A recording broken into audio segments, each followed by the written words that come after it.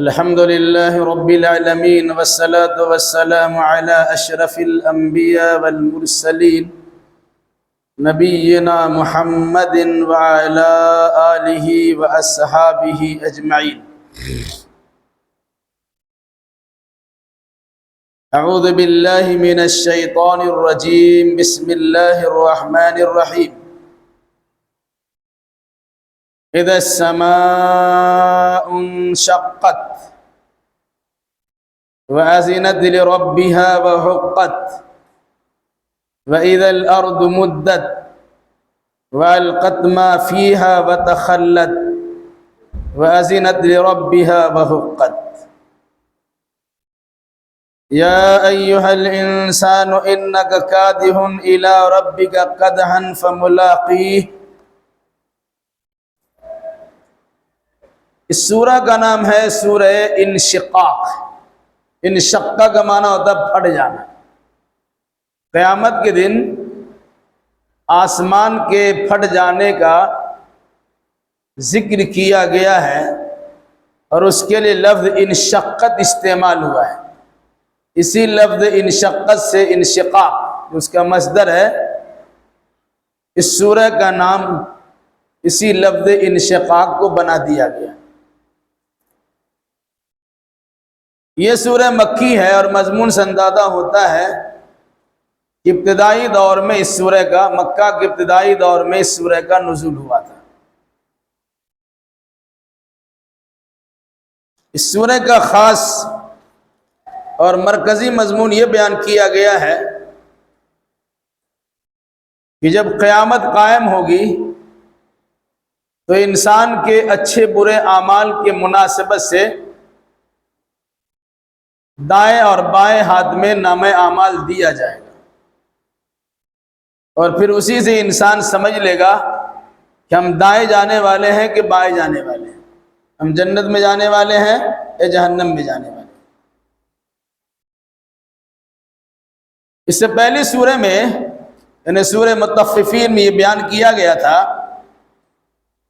کہ انسان کے نامہ اعمال کا جو ریکارڈ تیار ہوا ہے وہ دو ریکارڈ آفس میں رکھا گیا.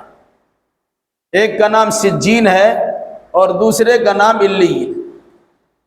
انسان جتنا دنیا میں جو کچھ اچھا برا کیا ہے وہ سب ضبط تحریر میں ہے، لکھی ہوئی شکل میں ہے، اور اس لکھی ہوئی شکل کی چیز کو نام اعمال کے طور پر کل قیامت کے دن پیش کیا جائے گا. اسے ایک ریکارڈ آفس میں رکھ دیا گیا ہے بحفاظت. اس سورہ انشقاق میں تذکرہ کیا گیا وہ جو رکھا گیا نام اعمال میدان محشر میں انسان کے ہاتھ میں دیا جائے گا. اچھے انسان کے لیے دائیں ہاتھ میں اور خراب انسان کے لیے بائیں ہاتھ میں پیچھے سے پکڑا دیا جائے گا. اذا السماء انشقت، جب آسمان پھٹ جائے گا. ہمارے سر کے اوپر دکھتا ہے وہ صرف دکھتا ہی ہے، لیکن ہماری نگاہ وہاں تک پہنچی نہیں ہے، اور ابھی تک سائنسداں حضرات اس آسمان کی بلندی پہ پہنچے نہیں ہے، سب نیچے ہی گھوم رہے ہیں. عام طور سے مقولہ ہے کل ما ہوا فوق والسما، ہر وہ چیز جو اوپر ہے اس کو آسمان بول دیا جاتا ہے. یہ آسمان اس انداز کا نہیں ہے، بلکہ آسمان باضابطہ 7 آسمان ہے، یکے بعد دیگرے 7 طبق آسمان، اور ہر آسمان مضبوط چھت کی طرح ہے. اس میں باضابطہ دروازے ہیں، اس سے آنا جانا بھی ہوتا ہے. اللہ کے نبی صلی اللہ علیہ وسلم 7واں آسمان پہ تشریف لے گئے اور جبریل امین کا نزول عام طور سے ہوتا ہے. تو یہ آسمان جو 7 ہے درجہ بدرجہ کل قیامت کے دن ٹوٹ پھوٹ کا شکار ہو جائے گا. نظام اس کا درہم برہم ہو جائے گا، جتنی سجاوٹ ہے سب کھول لی جائے گی، اور سب حدیث و قرآن کی روشنی میں والسماوات مطویات بیمینہ، اللہ تبارک و تعالیٰ آسمانوں کو لپیٹ کر اپنے ہاتھ میں رکھ لے گا. جس طرح تومار میں کاغذ لپیٹا جاتا ہے جسے فولڈ کرتے ہیں، ویسے آسمان کو لپیٹ کر رکھ دیا جائے گا. والارض قبضته، اور روئے زمین میں اللہ تبارک و تعالیٰ کی مٹھی میں، یعنی کہ ایک ہاتھ میں مٹھی میں ایک ہاتھ میں زمین ہے، ایک ہاتھ میں آسمان. کب؟ کل قیامت کے دن. پھر اس کے بعد اللہ تبارک و تعالیٰ کہے گا این ملوک الارض، آج کا حقیقی بادشاہ تو میں ہوں، دنیا میں بادشاہی کرنے والے کہاں ہیں؟ ذرا اس کا حساب لیا جائے. اقتدار دیا گیا تو کیا کیا؟ بہرحال تو یہ آسمان مضبوط چھت ہے، سقفم محفوظہ، قرآن نے کہا مضبوط چھت ہے. لیکن قیامت جب قائم ہوگی تو یہ آسمان کی آسمانیت ختم، زمین اور آسمان تبدیل کر دیا. یوم تبدل الارض غیر الارض، جس دن زمین کو ہی بدل دیا جائے گا تو زمین کی کیفیت بھی الگ ہوگی. جس زمین میں ہم رہتے ہیں اس زمین کو کھینچ تان کر لمبا کر دیا جائے گا. اس کی تفصیل آگے آ رہی ہے. فرمایا اذا السماء انشقت، جب آسمان پھٹ جائے گا. وَأَذِنَتْ لِرَبِّهَا وَحُقَّتْ، اور یہ آسمان اپنے رب کے حکم کی تعمیل کرے گا، اور اس کو رب کی تعمیل حکم کرنا ہی چاہیے. مطلب آسمان پر اللہ کا قبضہ ہے. جب تک اللہ آسمان کو سنبھال کے رکھا ہے، جب اللہ کہے گا ٹوٹ جا تو آسمان ٹوٹ پھوٹ کا شکار ہو جائے گا اور پھٹ کے ختم ہو جائے گا. وَإِذَا الْأَرْضُ مُدَّتْ، اور جب زمین کو پھیلا دیا جائے گا. کیسے پھیلائیں گے؟ اور زمین کو کیوں پھیلایا جائے گا؟ روئے زمین یعنی پوری دنیا میں 3 حصہ میں پانی ہے، ایک حصہ میں زمین ہے جس پر آبادی ہے. آدم علیہ السلام سے لے کے قیامت تک سارے لوگوں کے لیے حشر کا میدان یہی زمین ہے. اس مناسبت سے زمین کو پھیلا دیا جائے گا. مطلب پہاڑ، ریزہ ریزہ، ندی نالا، تالاب، نہر، دریا، سمندر سب پاٹ دیے جائیں گے. قرآن کی آیت کی روشنی میں قان صفصفا، پوری روئے زمین ہموار چٹیل میدان ہو جائے گی. کہیں نشیب و فراد نہیں ہوگا، کہیں اونچائی اور نیچائی نہیں ہے، کہیں گڈھا اور کہیں اونچا نہیں ہے، سب برابر ہے. اور اسی زمین پر قیامت قائم ہوگی اور میدان محشر میں سارے لوگ کھڑے ہوں گے.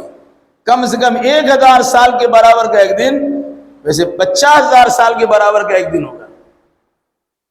اور انسان وہاں کوئی بیٹھے گا اور سوئے گا نہیں، سارے انسان کھڑے رہیں گے.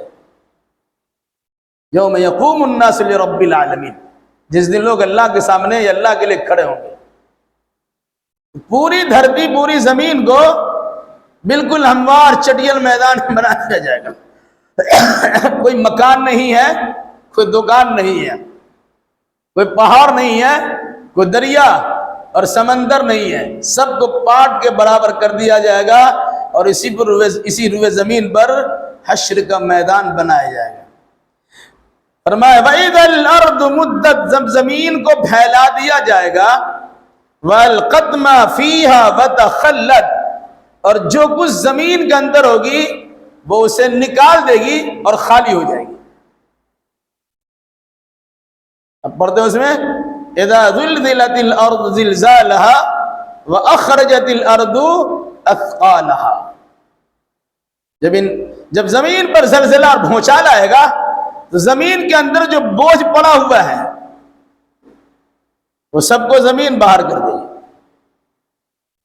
فرمایا جب زمین کو پھیلا دیا جائے گا اور زمین اپنے اندر کی چیز کو باہر نکال پھینکے گی اور پھر وہ زمین خالی ہو جائے گی، یعنی زمین کے اندر جو بوجھ ہے اس بوجھ کو اتار پھینک کر زمین ہلکی ہو جائے گی۔ وَأَذِنَتْ لِرَبِّهَا وَحُقَّتْ، اور زمین بھی اللہ کے حکم کی تعمیل کرے گی، اللہ کا حکم مانے گی، اور اس کو بھی اللہ کا حکم ماننا لازم و ضروری ہے۔ اس طرح آسمان مانے گا اس طرح زمین بھی حکم مانے گی۔ آسمان و زمین سے متعلق یہ بات بیان کر کے انسان کے شعور کو جگایا گیا ہے۔ آسمان و زمین کے مقابلے میں انسان تو چھوٹا ہے۔ أَأَنْتُمْ أَشَدُّ خَلْقًا أَمِ السَّمَاءُ بَنَاهَا رَفَعَ سَمْكَهَا فَسَوَّاهَا وَأَغْطَشَ لَيْلَهَا وَأَخْرَجَ ضُحَاهَا وَالْأَرْضَ بَعْدَ ذَلِكَ دَحَاهَا أَخْرَجَ مِنْهَا مَاءَهَا وَمَرْعَاهَا الْجِبَالَ أَرْسَاهَا۔ تو آسمان بھی بڑی مخلوق ہے اور زمین بھی بڑی مخلوق ہے۔ انگنت انسان کو اپنے سینے پر لیے ہوئے زمین ہے، ایک زمانہ آئے گا کہ سب کو اپنے پیٹ میں لے لیں گے۔ مراد کیا ہے؟ وہ آسمان بھی اللہ کی بات مانے گا اور یہ زمین بھی اللہ کی بات مانے گی۔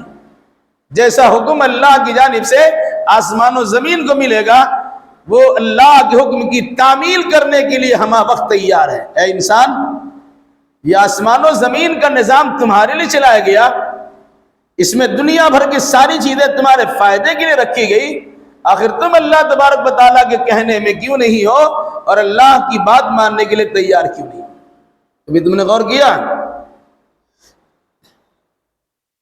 یا ایھا الانسان انک کادح الی ربک کدحا فملاقیہ، اے انسان یقیناً تو کشا کشا اپنے رب کی طرف کھینچا چلا جا رہا ہے، بتدریج آہستہ آہستہ کھچ کھچا کر تم اپنے رب کی طرف جا ہی رہے ہو۔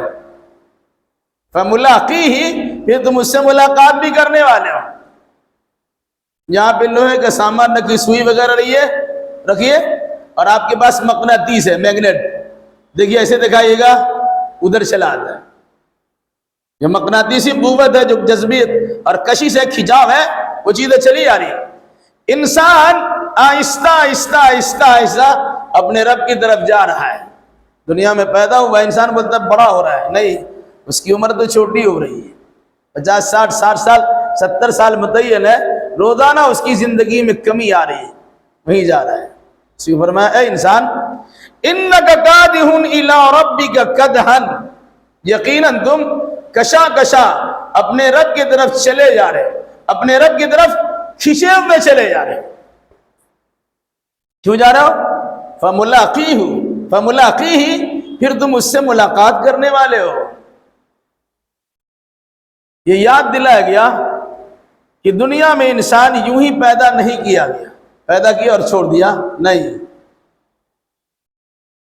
آدم علیہ السلام کو پیدا کیا گیا، انہیں جنت میں رکھا گیا، انہیں وہاں سے روئے زمین پہ اتارا گیا، انسانی آبادی کا سلسلہ شروع ہوا۔ پھر اللہ نے کہا کہ دنیا میں رہو سہو، کھاؤ پیو، سب کچھ کرو، لیکن میرے فرمان کے مطابق زندگی گزارو۔ جس جنت سے نکالے گیا ہو اس جنت میں تم ضرور آؤ گے۔ اور یہ بتا دیا اگر تم اللہ اس کے رسول کے فرمان کی خلاف ورزی کرو گے پھر تمہارے لیے جہنم بھی ہم نے تیار کر رکھی ہے۔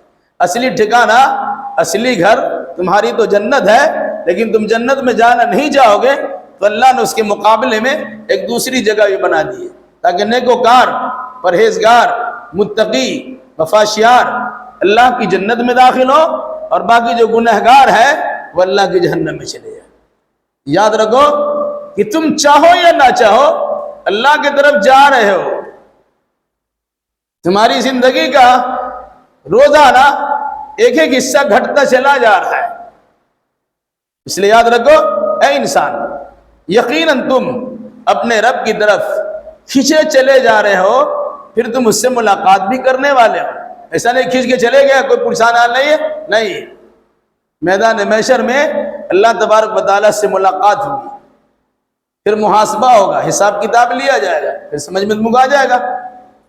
چلے سنو، فَأَمَّا مَنْ أُوتِيَ كِتَابَهُ بِيَمِينِهِ فَسَوْفَ يُحَاسَبُ حِسَابًا يَسِيرًا۔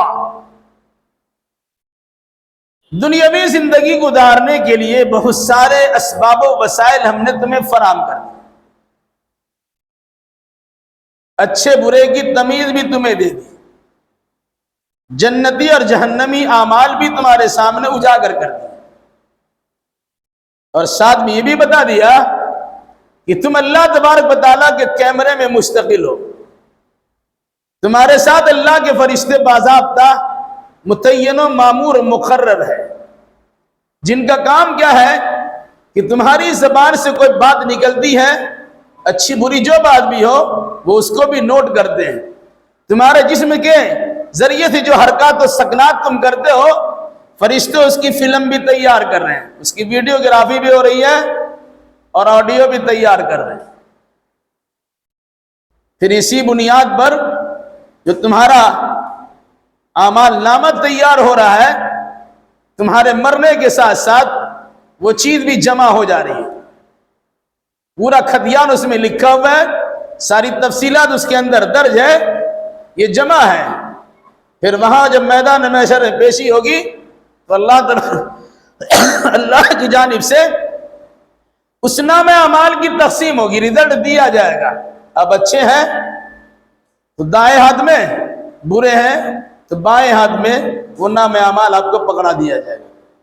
فَأَمَّا مَنْ أُوتِيَ كِتَابَهُ بِيَمِينِهِ، تو وہ انسان جس کے دائیں ہاتھ میں نام اعمال دیا جائے گا، فَسَوْفَ يُحَاسَبُ حِسَابًا يَسِيرًا، تو ان قریب اس کا بڑا آسان حساب لیا جائے گا۔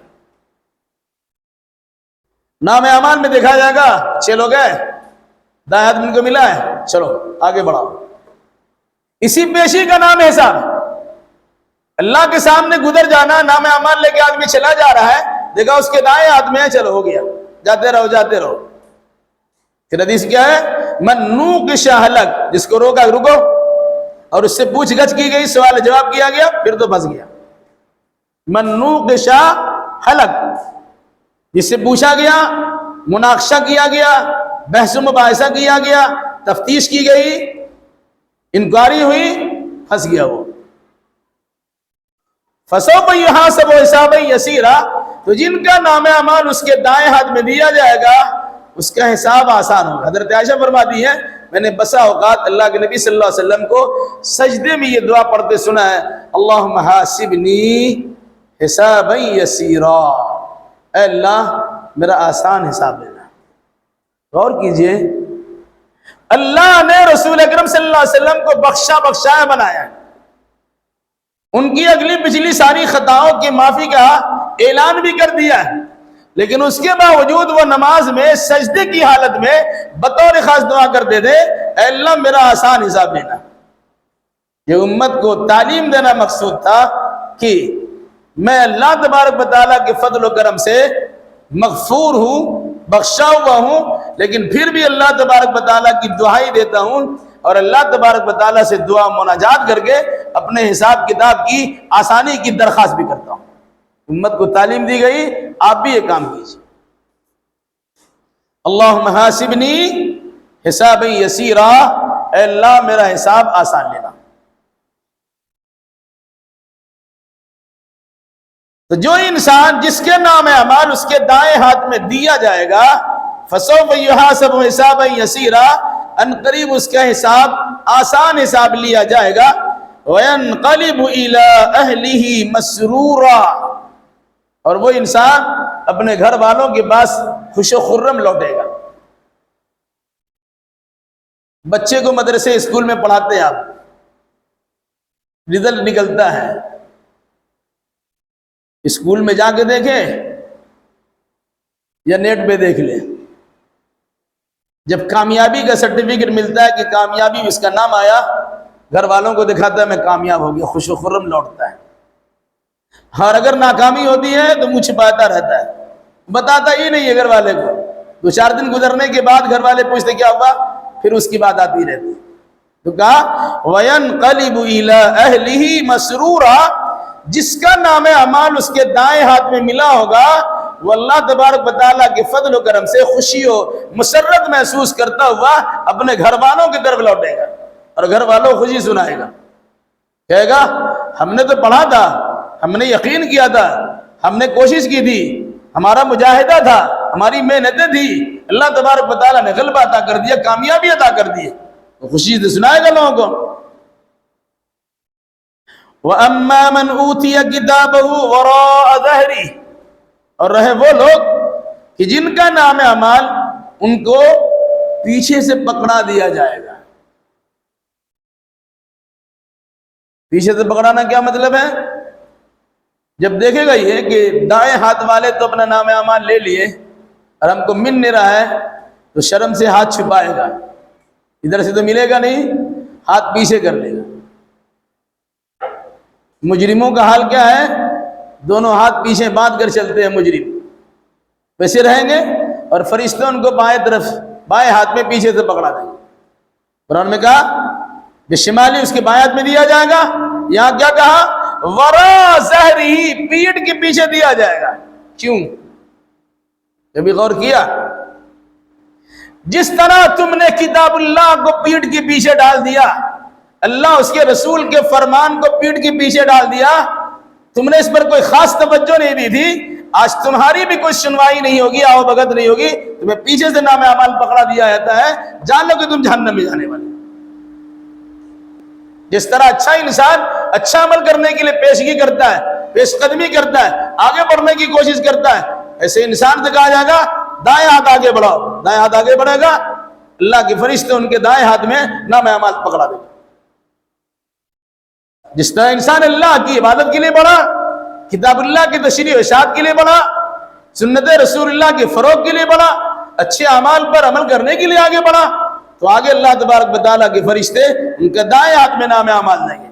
اور جس انسان نے کتاب اللہ اور سنت رسول اللہ کو پیچھے چھوڑ دیا، ان کے پیچھے سے بائیں ہاتھ میں ان کے نام اعمال پکڑا دیا جائے گا، ان کا رزلٹ دے دیا جائے گا، جاؤ روتے رہو۔ فَسَوْفَ يَدْعُو ثُبُورًا، جب وہ بائیں ہاتھ میں نام اعمال پائے گا تو بار بار موت کو پکارے، ہائے افسوس، کیا ہم نے کر دیا، میری زندگی تو برباد ہو گئی، دنیا میں ہم نے کچھ نہیں کیا۔ یہ رونا دھونا شروع کریں گے اور بار بار کہیں گے اچھا ہوتا کہ مر جاتے، موت آ جاتی، اس کتاب کے نتیجے میں جو تکلیف ہم کو ملنے والی اس سے بچ جاتے۔ پھر جہنم میں جانے کے بعد بھی انسان بلائے گا موت کو، بلکہ حضرت مالک کو جو داروغہ جہنم بولے گا یا مالک لیقضی علینا ربک، مالک اپنے رب کو پکارو کہ میرا حساب کتاب کر دے۔ بڑی مدت کے بعد آواز آئے گی انکم ماکثون، تم اسی میں پڑے رہو۔ جب یہ بلائے گا ایک موت کو بلا، ایک موت آ جائے گا، بدو صبوراً کثیرا، بے انتہا موت کو بلاؤ، بار بار موت کو بلاؤ، تمہاری سنوائی ہونے والی نہیں ہے۔ ایسا نہیں کہ موت کو پکارو گے تو مر جاؤ گے۔ یہاں انسان جب تکلیف سے دوچار ہوتا ہے تو کہتے مر جاتے تو اچھا تھا، لیکن اس کے بعد بھی سنیے، یوں تو گھبرا کے یہ کہتے ہیں کہ مر جائیں گے، یوں تو گھبرا کے یہ کہتے ہیں کہ مر جائیں گے، اور مر کے بھی چین نہ پائے تو کدھر جائیں گے۔ یا چھوٹی مصیبت سے گھبرا گئے اور مرنے کے لیے تیار ہو گئے، جہاں خودکشی کر لی، آتم ہتیا کر لیا، اپنے آپ کو نقصان پہنچا دیا، ابھی ٹھکائی جو آپ کی شروع ہوگی، کہاں جائیں گے آپ؟ تو فرمایا فَسَوْفَ يَدْعُو ثُبُورًا، وہ موت کو پکارے گا، اپنی تباہی و بربادی کا واویلا مچائے گا، وَيَصْلَىٰ سَعِيرًا، اور ساتھ ساتھ دہکتی اور بھڑکتی آگ میں وہ داخل ہو جائے گا۔ ایسا کیوں ہوگا؟ إِنَّهُ كَانَ فِي أَهْلِهِ مَسْرُورًا، اس لیے کہ وہ آدمی اپنے گھر والوں میں بڑا خوش تھا۔ گھر والوں میں خوش ہونا خراب بات نہیں ہے، لیکن خوش کیوں تھا؟ اللہ اس کے رسول کے فرمان کی دھجیاں اڑا دیا، گھر کے لوگوں نے مست ہے، ناچ گانے ہو رہے ہیں مست ہے، الٹی سیدھے حرکتیں ہو رہی ہیں مست ہے، اپنے بچوں کی پرورش کے لیے جائز و ناجائز کا خیال کیے بغیر، حلال و حرام کی تمیز کیے بغیر مال کا انبار لگا دے رہے، اسی مست ہے۔ کہا انہو کان فی اہلی مسرورا، اپنے گھر میں اپنے گھر والوں بڑا خوش تھا. اللہ اس کے رسول کے فرمان کا کچھ خیال نہیں تھا، لیکن گھر والوں کی خوشی کی خاطر ساری چیزیں کر لیا. چوری کرنا ہو کہ چماری کرنا ہو، ڈکیتی کرنا ہو کہ رہزنی کرنا ہو کہ چھنتائی کرنا ہو کہ حرام کمانا ہو، کس طرح ہو ہم اپنے بچوں کی صحیح پرورش کریں گے. کر تو لیا. یہاں نتیجے کے طور پر بائیں ہاتھ میں نام اعمال مل رہا ہے، جہنم میں داخل ہو رہے ہیں. وجہ انہو کان فی اہلہ مسرورا، اس لیے کہ اپنے گھر والوں میں بڑا خوش تھا. اچھے اعمال پہ خوش ہوئیے، کم کھلا کے بھی خوش رہیے، حلال و حرام کی تمیز کر کے اپنے بچوں کی پرورش کیجیے، خوش رہیے. عبادات و بندگی میں اپنے گھر والوں کو دیکھیے، خوش رہیے، یہ اچھی خوشی ہے الحمدللہ. لیکن جب گھر کے لوگ کتاب و سنت کی خلاف ورزی کریں تو وہاں آپ کو ناک بھوں بھی چڑھانا ہے، آپ کو غصہ بھی ہونا ہے. بہت مشہور ہے، کہتے ہیں کہ سونے کا نوالا کھلائیے اور شیر کی نگاہ رکھیے. کھلائے پلائے اچھے بچے کو، لیکن آپ کی بچی کی تربیت کیا ہو رہی ہے، اس کی حرکتیں کیا ہو رہی ہے، کہاں آنا جانا کر رہے ہیں، ان پر بھی تو نگاہ رکھیے. اب اسی میں گھلے ملے چلے جا رہے ہیں. عام طور سے ماحول یہی ہے، دنیا جہنم میں جائے اس سے پرواہ نہیں ہے، ہم تو بیوی بچوں میں گھر والوں خاندان میں تو خوش ہیں. ایسی خوشی کا اعتبار نہیں ہے، اس خوشی کا انجام کیا ہے، جہنم میں انسان جائے گا. انہو کان فی اہلہ مسرورا، کیونکہ یہ انسان اپنے گھر والوں میں خوش تھا. انہو ظن ان لن یحور، اس نے یقین کر لیا تھا کہ یہ ہرگز اللہ کی بارگاہ میں لوٹ کر نہیں جائے گا. یعنی دنیا ہی کو سب کچھ سمجھ لیا، کھاؤ پیو موج اڑاؤ، موت آئے تو مر جاؤ. یہ انسان سوچ رکھا ہے، یہ کچھ کرنے کی کیا ضرورت ہے. بابر بعیش کوش کی عالم دوبارہ نیست، بابر موج مستی کی زندگی گزار لو، دوبارہ تم کو زندگی ملے نہ ملے کون جانتا ہے. یہ بداخیرگی کی بات ہے. اس مناسبت سے انسان کرتا کیا ہے، جو ملا جس طرح ملا، لاؤبالی پن کا شکار ہوا، خوب کھایا پیا، خوب موج مستی کیا، اور موت سے جب دوچار ہوا تو کوئی پرسان حال نہیں ہے. اس لیے کہا انہو ظن ان لن یحور، وہ گمان کر رکھا تھا کہ ہرگز ہرگز وہ پلٹے گا نہیں یا اللہ کے پاس لوٹ کر جائے گا نہیں، جبکہ اللہ نے پیدا ہی اس لیے کیا ہے کہ اللہ کے پاس لوٹ کر آپ کو جانا ہے. بلا کیوں نہیں، ان ربہ کان بہ بصیرا، یقین اس کا رب اس کو دیکھ رہا ہے. انسان کی زندگی کا کوئی لمحہ ایسا نہیں ہے جس کو اللہ تبارک و تعالیٰ دیکھ نہیں رہا ہے. کس مٹی سے خوراک تیار ہوا اور کس وقت کا ماں باپ کے میل ملاپ کے نتیجے میں کون سا منی کا قطرہ رحم مادر میں استقرار ہوا ٹھہرا، اللہ تبارک و تعالیٰ اس کو بھی دیکھ رہا ہے. کس طرح بچے آہستہ آہستہ خوب پانی سے خون بن رہا ہے، خون سے گوشت بن رہا ہے، پھر ہڈی اس سے تیار ہو رہی ہے، پھر اس پہ چمڑیاں لگ رہی ہے، اور پھر 9 مہینہ یا 7 مہینہ بچہ پیدا ہو جا رہا ہے. ساری مدتوں کو اللہ تبارک و تعالیٰ دیکھ رہا ہے. پھر ولادت کے بعد 2 سال کی مدت تک دودھ پینے کی مدت ہے، اللہ اس کو بھی دیکھ رہا ہے. 7 سال کی مدت ہے، اس کو بھی دیکھ رہا ہے. 10 سال میں اس پر پابندیاں آئیں تو اس کو بھی دیکھ رہا ہے. پھر مستقل وہ سلسلہ چل رہا ہے اور مستقل اللہ تبارک و تعالیٰ کی نگاہ میں یہاں تک کہ اس کی موت واقع ہو جائے. پھر مرنے کے بعد بھی وہ ختم نہیں ہوتا ہے، بلکہ اس کی روح کہاں رکھی گئی، اس کے جسم کو کہاں رکھا گیا، کس کیڑے مکوڑے نے کھایا، کس مٹی کے حصے نے اس کو ہضم کر لیا، وہ ساری تفصیلات اللہ تبارک و تعالیٰ دیکھ رہا ہے. سب کچھ اللہ کی نگاہ میں. پھر میدان محشر میں پیشی ہوگی، کس حالت میں کس شان میں انسان بلایا جائے گا، وہ ساری تفصیلات. یا قرآن کہتا ہے بلا کیوں نہیں، اگر تمہارا عقیدہ یہ کہ تم لوٹائے نہیں آؤ گے، تمہارا نظریہ غلط ہے. کیوں نہیں، تم کو تو آنا ہی پڑے گا. کیوں آنا پڑے گا، ان ربہ کان بہ بصیرا، اس لیے کہ اس کا رب اس کو دیکھ رہا ہے. غائب نہیں ہوئے.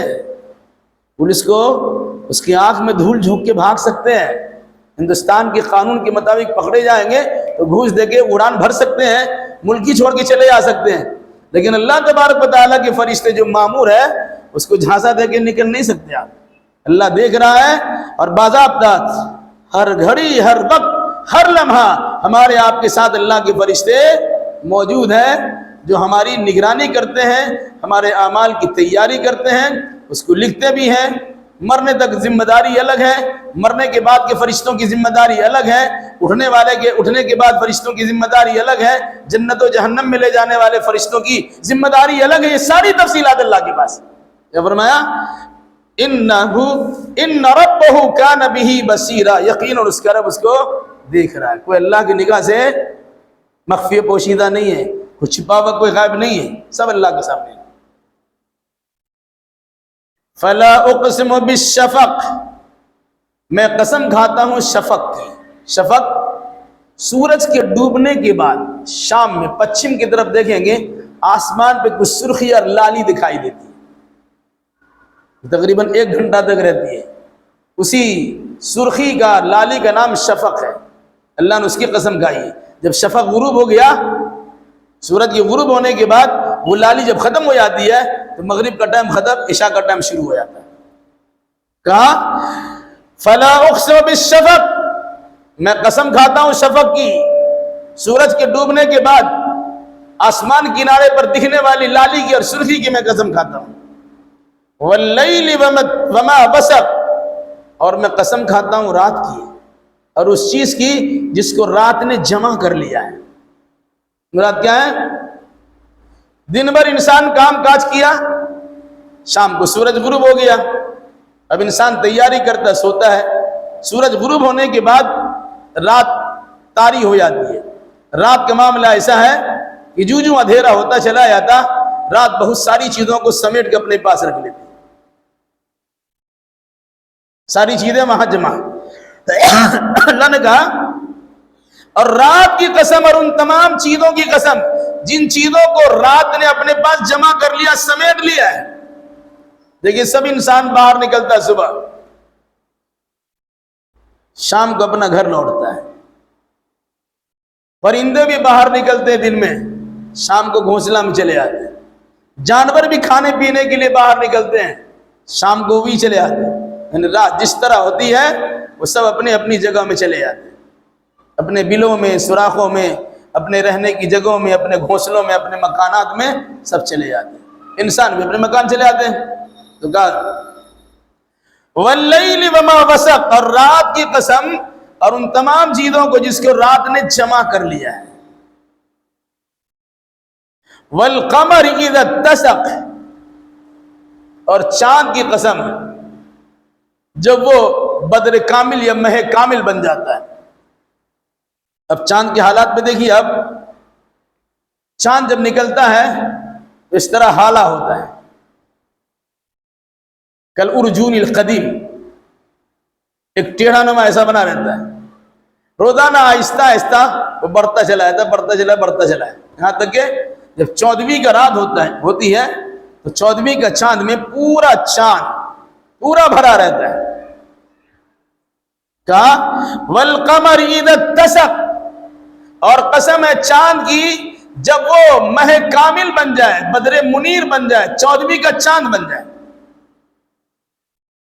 ان 3 چیزوں کی قسم کھا کر کیا بیان کیا اس کو سنیے۔ لَتَرْكَبُنَّ طَبَقًا عَنْ طَبَقٍ، یقیناً تم ایک حالت سے دوسری حالت میں ضرور جا رہے، ایک مرحلے سے گزر کر دوسرے مرحلے میں چلے جا رہے۔ دن ختم، رات کی لالی ختم، رات کا اندھیرا دور کرنے کے لیے بدر کامل، ماہ کامل یا 14ویں کا چاند، تو یکے بعد دیگرے حالات اس طرح جاتے ہیں۔ پھر اس کے بعد سورج نکلے گا، پھر دن۔ قرآن نے کیا کہا؟ لَتَرْكَبُنَّ طَبَقًا عَنْ طَبَقٍ، یقیناً تم لوگ ضرور بالضرور ایک حالت سے گزر کر دوسری حالت میں جا ہی رہے ہو۔ کہاں وہ غلہ تھا، کہاں وہ کھانے کا سامان تھا، کہاں ماں باپ کے میل ملاپ کے نتیجے میں پانی کا قطرہ تھا، کہاں وہ خون کا لوتھڑا بنا، پھر وہ گوشت بنا، پھر اس میں ہڈی ڈالی گئی، پھر چمڑی ڈالی گئی، روح اس پہ ڈالی گئی، بچے کی ولادت ہو گئی، روز بروز بظاہر بچہ بڑھتا چلا جا رہا ہے لیکن بڑھتا نہیں ہے، وہ عمر کے اپنے اخیر حصے کو پہنچتا چلا جا رہا ہے۔ یہ سلسلہ مستقل جاری ہے، دنیا شروع ہوئی ہے، اس کو ختم ہونا ہے. ختم ہو کے کہاں جائیں گے؟ جہاں سے آپ آئے ہیں وہی آپ کو جانا ہے. اللہ تبارک و تعالیٰ نے بھیجا آپ کو، آئے آہستہ آہستہ کر کے پھر اللہ کے پاس آپ جا رہے ہیں. لَتَرْكَبُنَّ طَبَقًا عَنْ طَبَقٍ، تم ضرور بے ضرور ایک حالت سے گزر کر دوسرے حالت میں جا رہے ہو، ایک مرحلہ سے گزر کر دوسرے مرحلے میں جا رہے ہو. فَمَا لَهُمْ لَا يُؤْمِنُونَ، اتنی تفصیلات کے ساتھ سمجھانے کے بعد قرآن کہتا ہے انہیں کیا ہو گئے، سمجھ ایمان کیوں نہیں لاتے؟ کہ خود سے تو پیدا نہیں ہو گئے، کھانے کا سامان بھی خود سے ان کے پاس تو نہیں آ گیا، یہ آیا کہاں سے؟ غلہ جات کس نے پیدا کیے؟ میوہ جات کس نے پیدا کیے؟ تمہارے جانوروں کی چارہ تم نے پیدا کیے؟ کس نے پیدا کیے؟ آسمان و زمین میں زندگی گزارنے کے اسباب وسائل کس نے مہیا کیے؟ تم پیدا ہوئے، پلے بڑے جوان ہوئے، یہ کس نے کیا؟ یہ سارا کام تو اللہ تبارک و تعالیٰ نے کیا، پھر اسی اللہ کو فراموش کر بیٹھے، اسی کو بھول گیا. فَمَا لَهُمْ لَا يُؤْمِنُونَ، انہیں کیا ہو گیا ہے کہ اللہ پر ایمان نہیں لاتے. اس کے بعد ہم آیت پڑھیں گے. اس آیت کے پڑھنے کے بعد اللہ کے نبی صلی اللہ علیہ وسلم نے سجدہ کیا ہے، ہم بھی سجدہ کریں گے. سجدہ میں خاص دعا ہے، دعا یاد رکھنا چاہیے.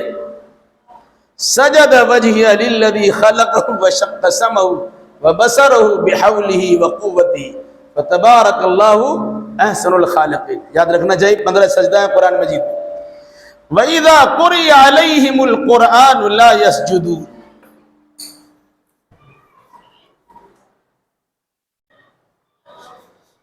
اللہ اکبر. سجد وجهي للذي خلقه وشق سمعه وبصره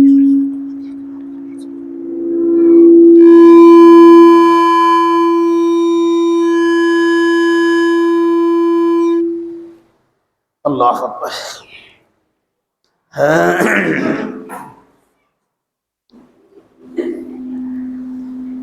اس آیت کا معنی یہ ہوا کہ جب ان پر قرآن پڑھا جاتا ہے تو یہ سجدہ نہیں کرتے. مراد کیا ہے؟ ایسے لوگوں کے سامنے جب اللہ تبارک و تعالیٰ کی آیت تلاوت کی جائے تو ان کی ذمہ داری ہے اپنی گردن جھکا دیں، تعمیل حکم کے لیے تیار ہو جائیں، بات ماننے کے لیے تیار ہو جائیں. سجدہ کرنے سے مراد اب سجدہ کیے کر رہے ہیں اور بات ہی نہیں مانتے، مراد یہ کہ اپنے آپ کو اللہ کی بارگاہ میں جھکا دیں اور بات ماننے کے لیے تیار ہو جائیں. جب ان پر پڑھا جاتا ہے قرآن تو یہ سجدہ نہیں کرتے ہیں. انہیں کیا ہو گیا ہے؟ یہ ایمان نہیں لاتے ہیں، اور جب ان پر قرآن پڑھا جاتا ہے تو سجدہ نہیں کرتے ہیں. جبکہ نعمتوں کا شکریہ ادا کرنا چاہیے اور شکر گزاری کے نتیجے میں سجدہ شکر ادا کرنے کی کوشش بھی کرنی چاہیے. بل الذین کفروا یکذبون، بلکہ جو لوگ کافر ہیں وہ تکذیب کرتے ہیں، جھٹلاتے ہیں. اللہ کو جھٹلاتے ہیں، رسول اللہ کو جھٹلاتے ہیں، کتاب اللہ کو جھٹلاتے ہیں، آخرت کو جھٹلاتے ہیں، تقدیر کی خیر شر کو جھٹلاتے ہیں، فرشتوں کو جھٹلاتے ہیں، جنت و جہنم کو جھٹلاتے ہیں، وغیرہ وغیرہ. جن چیزوں پر ایمان لانا ہے ان تمام چیزوں کو جھٹلا دیتے ہیں. بلکہ کافر لوگ جھٹلا دیتے ہیں، تکذیب کرتے ہیں. واللہ عالم بما یوعون، حالانکہ اللہ تبارک و تعالیٰ اچھی طرح جانتا ہے جسے یہ لوگ جمع کر کے رکھ رہے ہیں. یا دوسرا ترجمہ ہے اللہ اسے اچھی طرح جان رہا ہے جسے انسان چھپا کے رکھ رہے ہیں. آپ نے اچھا عمل کیا کہ برا عمل کیا، وہ سب جمع ہو رہا ہے. آپ جمع کیجئے نہ کیجئے، اللہ کے جمع ہو رہا ہے. اللہ اس کو اچھی طرح جاننا ہے. یا کسی کام کو آپ نے کیا چھپایا، لوگ جان جائیں گے تو کیا کہیں گے؟ چھپا کے رکھا، اللہ اس کو بھی جانتا ہے. جس چیز کی آپ نے حفاظت کی ہے، اچھا برا عمل جو بھی ہو، بھائی انسان اچھا برا عمل کرتا ہے، آدمی تو چھپاتا بھی ہے. ہم اچھا کیا تب بھی چھپایا، برا کیا تب بھی چھپایا. تو کہا اچھا برا عمل جو ہم نے تیار کیا ہے اور آخرت کے لیے جمع کر لیا ہے، اچھائی کے نتیجے میں اچھا بدلہ ملے گا، برائی کے نتیجے میں برا بدلہ ملے گا. یہ تو ہم نے جمع کیا ہے، لوگوں سے ہم نے چھپا کے رکھا ہے. اللہ سے کوئی مخفی پوشیدہ نہیں ہے، تو چھپا کے رکھیے، جمع کر کے رکھیے. اللہ اسے اچھی طرح جانتا ہے. جب جانتا ہے اسی روشنی میں فیصلہ ہوگا. فَبَشِّرْهُمْ بِعَذَابٍ أَلِيمٍ، کہا ان کافروں کو دردناک عذاب کی خوشخبری سنا دی. کیوں کہا؟ یہ چڑھانے کے لیے، یہ اس کی خست میں اور ذلت میں اضافہ کرنے کے لیے. تم تو اللہ کی جانب سے جنت کی بشارت سننے کے لائق نہیں ہو، تو اب تو جہنم ہی کی بشارت سنو۔ تمہیں قرآن حدیث کے فرمان کے مطابق عمل کرنے کی کوشش تم نے نہیں کی ہے، تیاری نہیں کی ہے، نتیجے کے طور پر تم نے گویا اسے نسیہ منسیہ کر دیا، بھلا دیا، فراموش کر دیا۔ اب تم خوشخبری سنو مراد، اب تم اپنی تباہی و بربادی سے متعلق خبر سن لو۔ فبشرہم بعذاب علیم، ایسے انسان کو دردناک عذاب کی خوشخبری سنا دو، دردناک عذاب کی خبر دے دو۔ الا الذین آمنوا وعملوا الصالحات لهم اجر غیر ممنون، مگر وہ لوگ جو ایمان قبول کیے اور اچھے اعمال کیے، ان کے لیے نہ ختم ہونے والا اجر و ثواب ہے۔ جن لوگوں نے ایمان کے ساتھ اچھے اعمال بجا لائے، ایمان کو اعمال صالحہ کے نگوں سے جڑ دیا، اپنے ایمان کو اچھے اعمال کے ذریعے سے خوشنما بنا دیا، آراستہ پیراستہ کر دیا، تو اللہ کی جانب سے ایسے انسان کے لیے ایسے اجر و ثواب کا انتظام و انصرام کیا گیا ہے جو کبھی ختم نہیں ہوگا۔ یعنی جنت میں جو انسان چلا گیا وہ نعمتیں کبھی ختم نہیں ہوگی، ہمیشہ ہمیشہ کی آرام و سکون میں وہ انسان رہے گا۔ اس لیے کافروں کے لیے دردناک عذاب کی خبر ہے، تو اہل ایمان کے لیے خوشخبری ہے کس کی؟ جو ایمان والا اچھے اعمال کرتا ہے ان کے لیے خوشخبری یہ سنائی گئی کہ آپ کے عملوں کی قدر کی جائے گی، آپ کے اعمال کی تعظیم و تکریم کی جائے گی، جیسا عمل کریں گے ویسا آپ کو بدلہ دیا جائے گا۔ اچھا عمل بہت کیا ہے، بہت بدلہ آپ کو ملے گا، اس لیے ایسا بدلہ ملے گا جو کبھی ختم نہیں ہوگا۔ اگر ہم چاہتے ہیں نہ ختم ہونے والا اجر و ثواب کا مستحق بن جائے تو ہمیں اپنے ایمان کا بھی جائزہ لینا چاہیے اور اچھے اعمال کا بھی جائزہ لینا چاہیے۔ ایمان کے بغیر اچھے اعمال کا اعتبار نہیں ہے، اور اچھے اعمال کے بغیر ایمان کا بھی اعتبار نہیں، یہ دونوں لازم و ملزوم ہیں، یہ دونوں ایک دوسرے کے لیے ضروری ہے۔ ایمان ہے تو عمل صالح چاہیے، عمل صالح ہے تو ایمان چاہیے۔ اس لیے اللہ تبارک و تعالیٰ نے جہاں کہیں بھی ایمان کا تذکرہ کیا الا الذین آمنوا وعملوا الصالحات، ایمان لایا، اچھا عمل کیا، کہتے چولی دامن کا ساتھ ہے۔ اس مناسبت سے ایمان و عمل کی دولت سے مالا مال ہونے کی ہمیں کوشش کرنی چاہیے، اور ہمیشہ اپنے ایمان اور اپنے اعمال کی حفاظت کرنے کی اللہ سے توفیق بھی مانگنی چاہیے۔ ربنا لا تزغ قلوبنا بعد اذ هديتنا وهب لنا من لدنك رحمة انك انت الوهاب۔